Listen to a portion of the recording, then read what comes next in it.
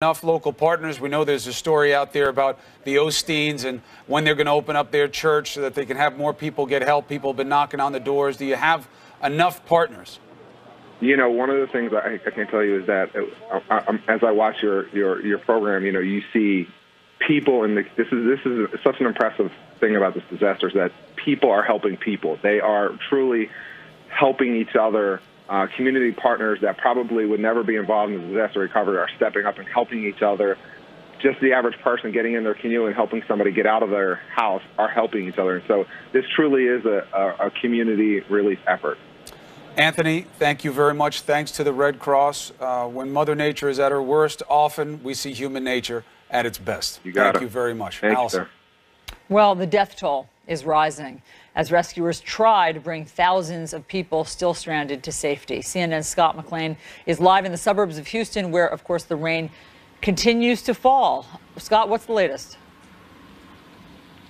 Hey, good morning, Allison. That death toll now standing at 9 deaths that are potentially storm-related. There are also estimates that say there may be tens of thousands of people still stranded in their flooded-out homes across Houston.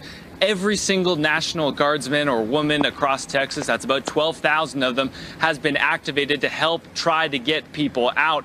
And that is why President Trump will visit Texas today, but he will not be coming to the hardest hit area here in Houston because he doesn't want to get in the way of what is really a very situation. Where I'm standing right now, Allison, this is in northeast Houston. They've gotten about 2 feet of rain in just the past 24 hours alone.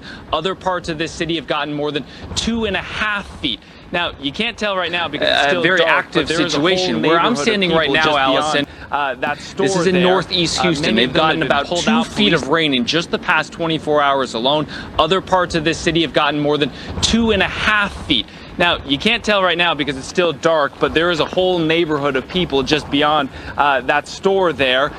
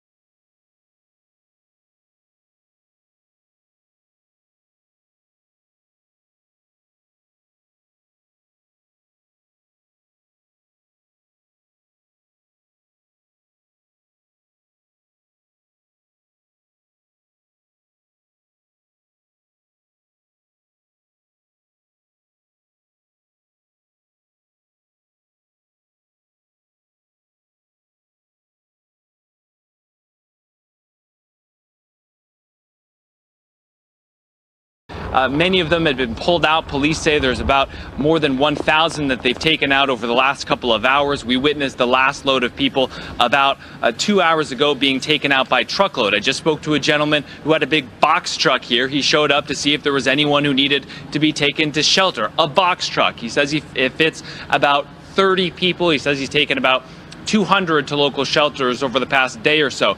And Allison, this effort is also relying heavily on volunteers with big trucks and with boats as well who are going in there to get people out. I spoke to a gentleman, a couple of guys from Mississippi who have a boat that they brought in.